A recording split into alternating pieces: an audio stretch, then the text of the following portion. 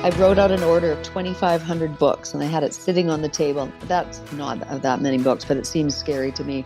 And my husband, Mike, came along and he crossed out the 2,500 and wrote 5,000. And I looked at him like, yikes, that's way too many.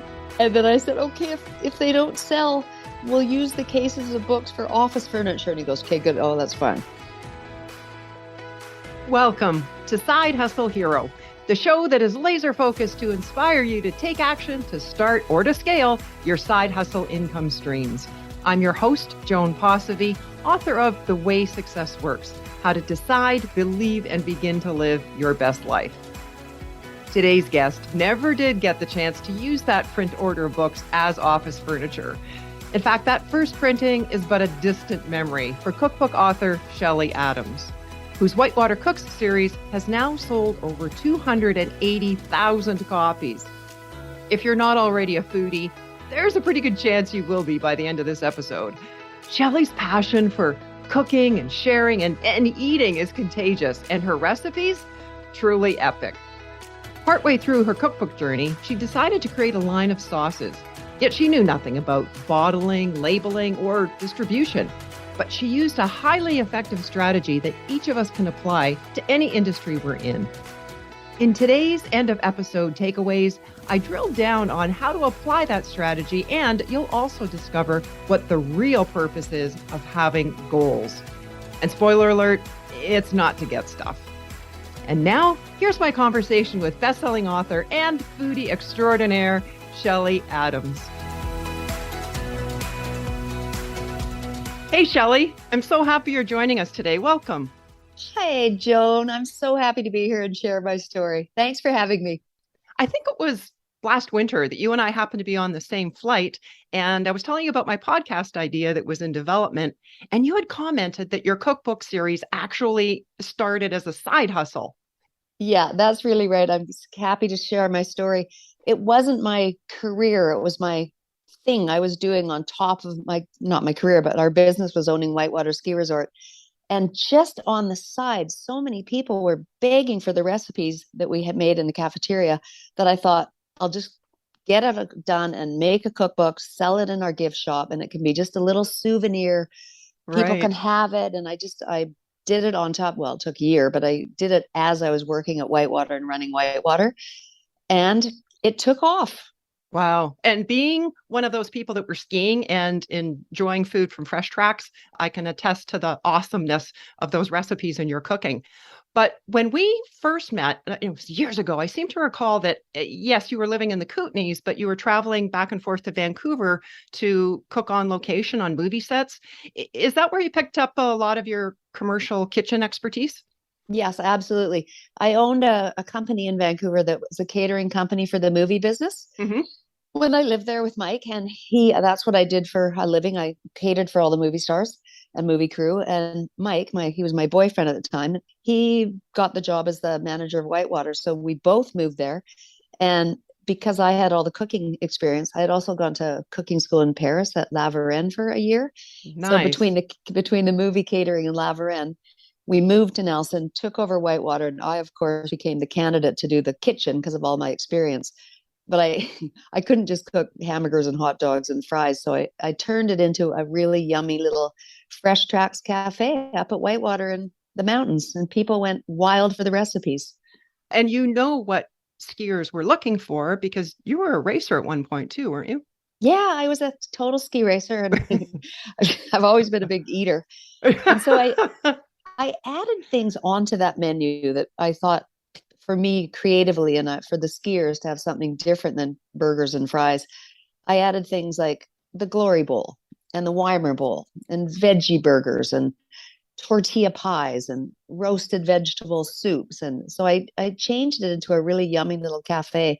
And I think that's where my side hustle took off because, well, in my first book, the writer who wrote the introduction wrote, "For the love of God, they moan in ecstasy. You must give me the recipes." So that's, I'm reading it right out of the book right now. So that's when I just I tested all the recipes. They were all everything was for 200 people. So I had to turn all those recipes into recipes for 12. I had heard that you swore your staff to secrecy about not divulging the recipes. What changed your mind about sharing them? They were tired. They were tired of writing them down too. And they were like, okay, let's give these people the food and they'll stop phoning and stop screaming. So we all agreed to share all our recipes. And a lot of them are recipes from the movie business. And there's where my little side hustle on top of my owning Whitewater began. Wow. Because you really did raise the bar on what resort could be, like ski resort food could be. Yeah. Then people started traveling to Whitewater for the food, not the skiing, Yeah. which was pretty hilarious. I'll drive the kids today. I'll go. Yeah. I'll just hang out and wait for them. And you know what I love, Joan? After all these years, we owned Whitewater for 21 years and we haven't owned it for 14 now. And after all these years, new owners, great guys from Calgary that took over for us, they have the same food on the menu now up at Whitewater. So when I go up there, wow. I go up there and I look on the menu and it says the Glory Bowl. And yay, I invented that. And to be honest with you, since that time, like since you started that, I seem to see things in restaurants very similar. And I'm thinking to myself, did Shelley invent that? Yeah. So, to be honest with you, even here in Vancouver, I'll go into a restaurant and I'll see the Glory Bowl on a menu. Right. And I just kind of smile smugly because I know I invented it. I mean, it was a run at Whitewater. It was a dressing I invented. It was a bowl. And I never say, I'll say, thanks for having that on the menu. But I feel kind of smug and proud that people have put my recipes on their menus because there's some real yummies. For sure. Now, you had mentioned you moved to Nelson when your husband, Mike, got a job as manager of Whitewater. So the two of you started working there before you actually bought it? That's right. So we moved there in 1985. And then in 1986, it was clear that Whitewater Ski Resort needed some owners or it was going to go under, to be honest with you. So Mike and I and 8 other local ski enthusiasts, we put our money together and bought the money basically from the bank. Right. And took over and got Whitewater out of its debt. And Mike and I ran it until we ran it with the group of 10 guys. We ran it for 10 years. And then we made the other guys an offer and gals an offer to get them out of it and thank them for contributing and keeping Whitewater going.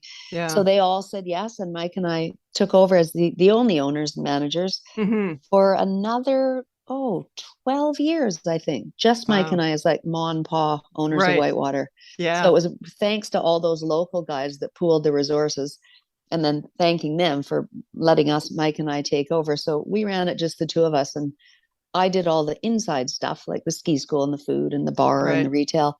And he did all the outside stuff. Yeah. And that's when the food took off. That must have been such an exciting time at the point where you're looking at, okay, if we don't step in, this ski hill is not going to survive. Oh, it was, yeah. Did it feel like a huge financial risk at the time? It was for us because I think I was only 29 and Mike was 33. So that amount of money, it doesn't sound like much now at this age, but it was a scary amount of money to get together for us. Sure. But the other partners were like lawyers and dentists and doctors, and they actually just kind of wrote a little check, to contribute to Whitewater, keep their grandkids skiing there. But for Mike and I was like, oh crap, how can we do this? Yeah. But it worked. And we, didn't eat olive oil some weeks because of our Whitewater commitment, but thank goodness we did it. Do you remember where that idea to create the cookbook actually happened, that moment that you thought, okay, I need to do this? Yeah, I really do. And actually I was writing out a recipe for a tortilla pie with 2 sauces. And it was like writing. And then I was writing the roasted mushroom soup at the end of a long day in the kitchen. It was probably Christmas holidays and I was exhausted. And my friend, Lori McGinnis, she came out to me and she said, Shell, you've got to write a cookbook. I can't just look at you writing all of those recipes.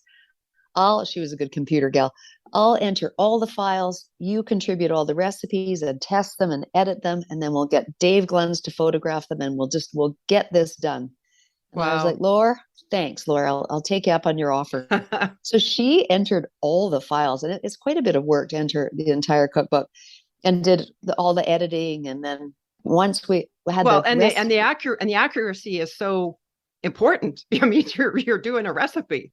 writing a cookbook is it's almost like a science equation, a science project. Like it's got to work, and the ingredients have got to be in the list, and they've got to be on both sides of the page. And so she was the instigator, and we Wow. ordered, we got them together, and I wrote out an order of 2,500 books, and I had it sitting on the table. That's not that many books, but it seems scary to me. And my husband, Mike, came along and he crossed out the 2,500 and wrote 5,000. And I looked at him like, yikes, that's way too many.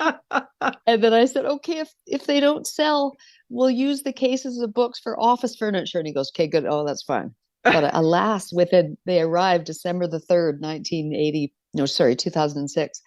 And 5,000 copies sold in the first 2 or 3 months. So Oh we my were gosh. reprinting by like February. That's I know. incredible. And now each book that we reprint, we always print 20,000 at a time. Yeah. So we went from being afraid of 2,500 to 20,000, no problem. Fantastic. And how many total book sales are you up to now? Now we're up to 280,000 with all 6 books. Fantastic. Congratulations. Yeah, thanks. And that was from Laurel coming up to you and say, you know what, this is painful for me to watch you. You've got to do this. Yeah. And then, so after that first book, I swear, Joan, I'd be like cross country skiing and someone would ski up to me and go, when's the next book? Or I'd be in like an airport in Montreal visiting my son, and I'd be in the bathroom and someone I didn't even know would come up and go, are you the cookbook girl? When's the next book? We need more recipes. So hence, and it makes me so happy with my little side project that turned into a monster. Yes. I'm just so happy that all those people are actually cooking those recipes in their houses and wanting more. Like they have such faith in Whitewater Cooks. They want more of the same kind of style, and they trust me. Yes.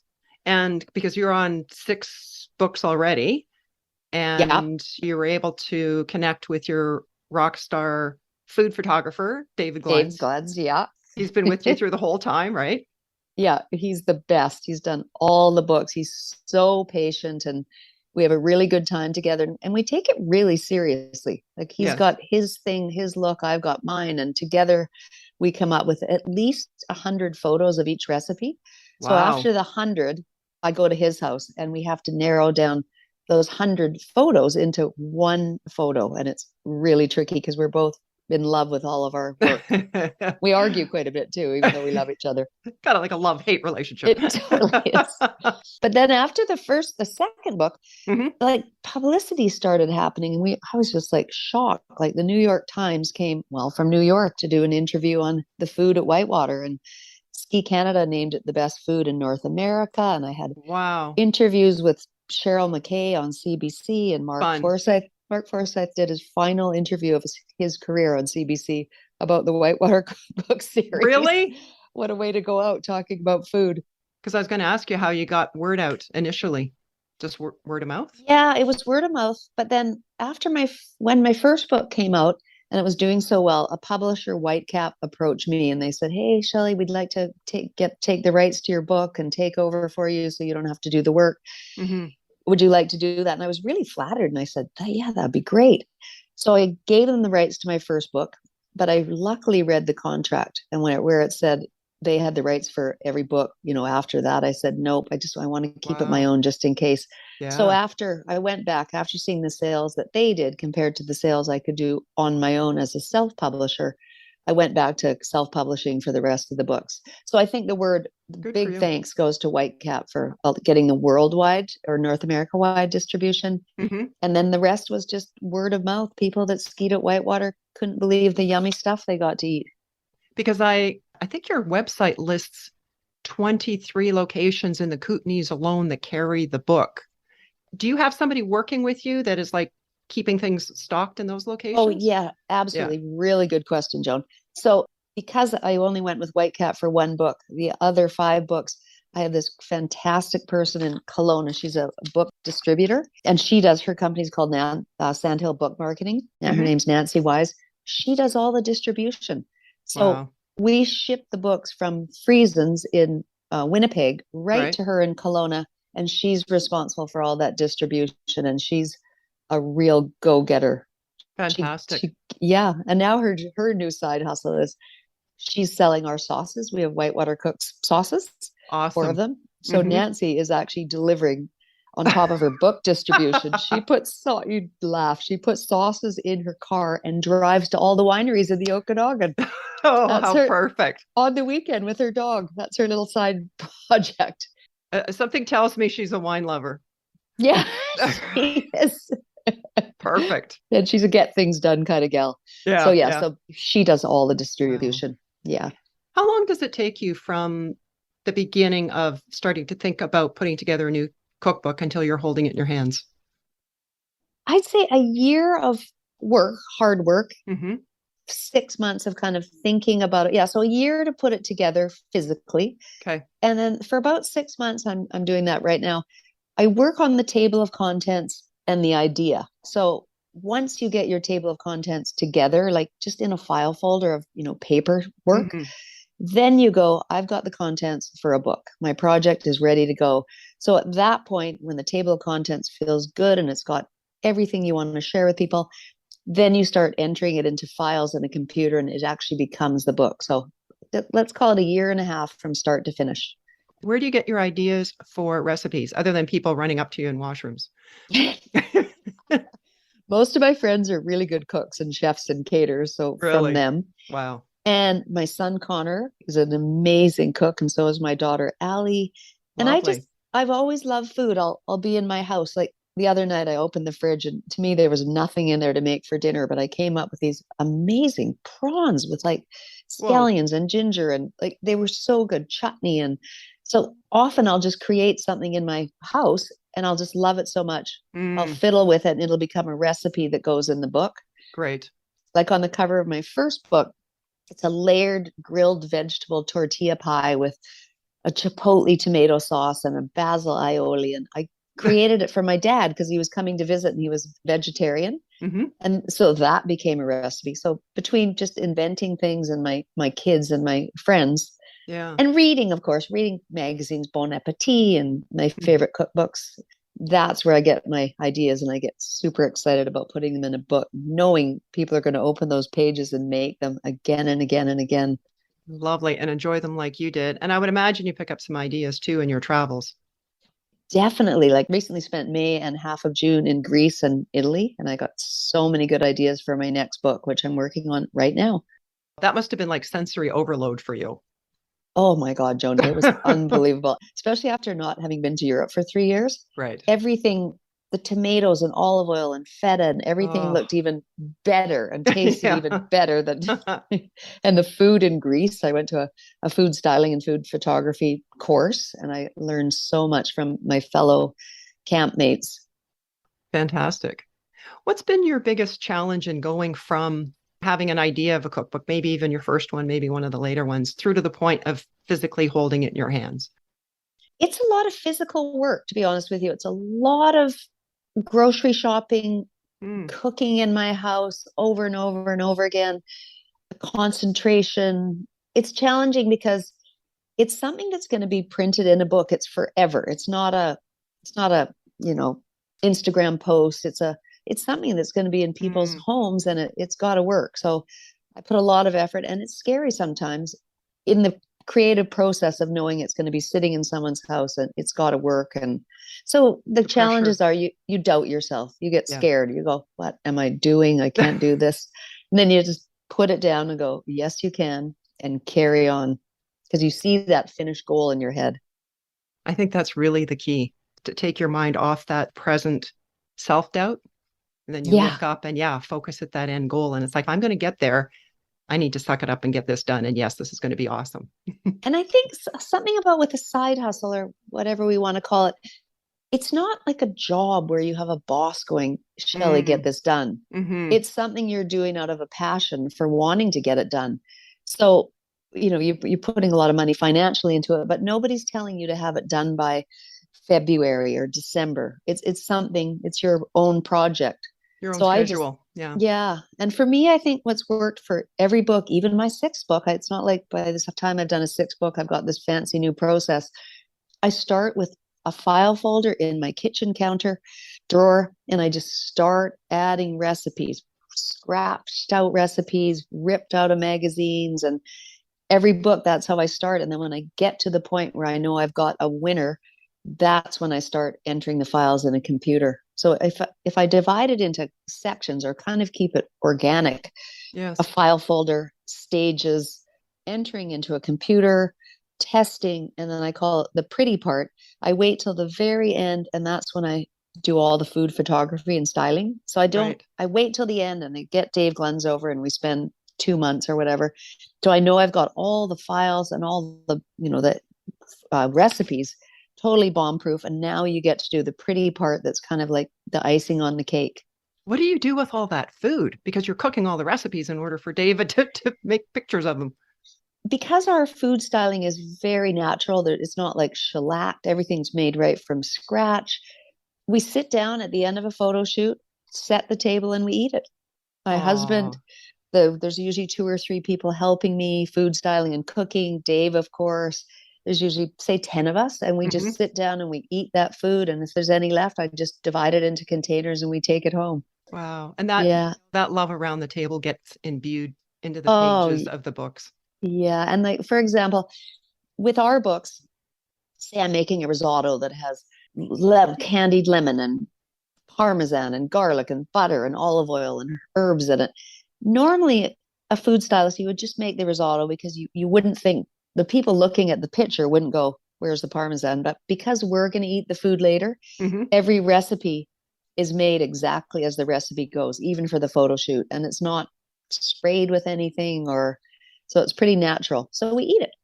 Fantastic. So it's not faked, it's real. Yeah. Yeah. Mm. Well, you mentioned that, yeah, yes, you started this as a side hustle. Well, two questions. How did you juggle running the inside of Whitewater and Fresh Tracks as well as getting the book done? Or you still don't know, maybe. that How did I do it? I don't know. I look back at those days, honestly, Joan, I go, I had 2 little kids, a ski resort, and a Oh my cookbook. gosh. I'm not quite sure how I did it back then, but I just Desire. wanted to. Yeah. Yeah. And most of the cookbook, the first one I did when the ski area closed. So I started in April and I worked all summer, Oh, April till okay. the ski area opened. So I'd kind of fit that into when it was closed. Hmm. But yeah, it was Right. busy. Yeah. Well, before you moved on to book number two, Whitewater Cooks at Home, was book number one profitable? Had you made back your investment? Yes. Yeah. Awesome. Within, let's see, I think within about, well, it takes about 10,000 books sold to break even. Okay.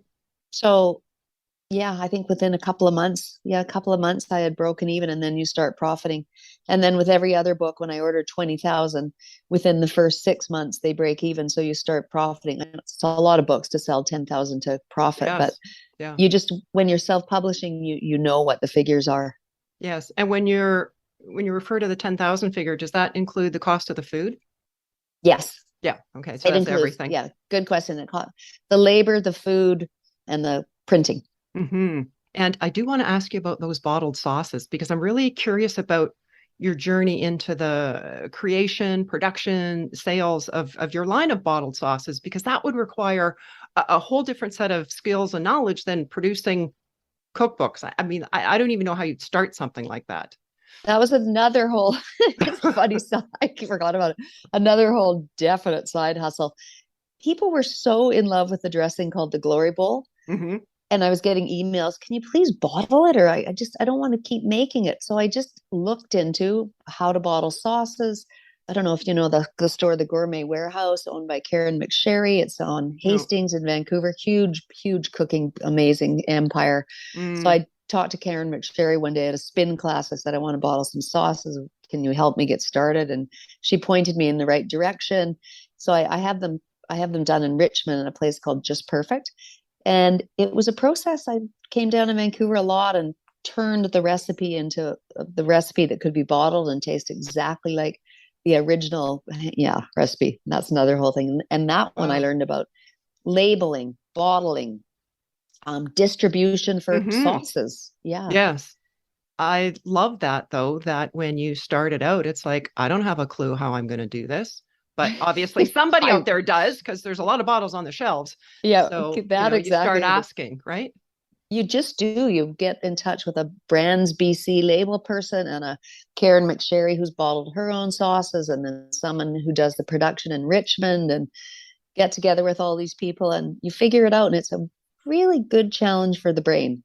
And I'm really glad I have on the labels, I've got little photos, like they look just like the cookbooks. And so does the font on the bottle. So people, when they go to the grocery store, Whole Foods or whatever, they look onto the shelf and they go, oh, those are the sauces from the cookbooks. I'm going to try those. Smart branding.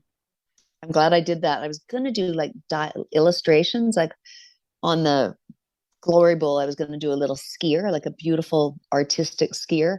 Yes. And I thought, and actually Sue at Brands BC, she said, no, Shelley, I really think you should make something that really ties in with the cookbook. So when the people are in the grocery store, rather than seeing little skier girl, they see, oh, there's the Glory Bowl that we've had at Whitewater. Perfect. And that took quite a while. That took probably a year before I actually got them on the shelves, or maybe longer. Right. But everything takes time. But if you have the vision and you know it's going to work, it's worth the time. Mm-hmm. What's next for Shelley and Whitewater Cooks? Speaking of vision. Next, I'm working on a book, and it's going to be more like menu planning. I'll call it either the food we live by or feasting or feast. And so I've got 10 menus, and each menu will have about 6 or 7 recipes. Okay. So for people that can't, they feel challenged about putting together a menu for Valentine's Day or Thanksgiving or Saturday night barbecue, or just a menu in general. Yes. I've got each section divided into a menu. So here's what you should have to start with if you're going to have the roast lamb and then the ginger lime cheesecake. So it'll all work into a menu, and then I'll include the recipes, and they're going to be my favorite recipes from all 6 books, with probably 10 or 15 new ones, and that'll be the next one. So it's like menu planning instead of just sections. Yes. Oh, that'll be a huge And then I'm help. also working on one with my son Connor. Well, honestly, Joan, he is an amazing cook. He's a scientist, but he loves cooking. It's his hobby. Wow. And he's tested and entered about 50 recipes so far. And it's going to be called, I think, The Chef's Son, or something about him and I. So we've got two good projects on the go. Son of a chef. Yeah. Yeah, that's a good one. Ooh, that's better. Son of a chef. Yeah. And in the meantime, I'm just enjoying like having lots of time off to ride my bike and think about food and carry on. Well, this might be akin to asking you who your favorite child is, but what's your favorite cookbook in the series? Oh, that's a toughie. They're all my favorite recipes, I have to say. I wouldn't put a cookbook together without loving every single recipe. The first one I'm super attached to because it was my team at Whitewater that got it all going. Yeah. So I'd say first, recipe wise and just memory wise and passion wise. Design wise, I love the one with friends. I don't know, it's got big friendly fun font and all my pals' recipes from years of catering. And as far as my favorite recipes today, my new one, oh my God, because Connor and I did it together during COVID. It is so delicious. The one called Together Again.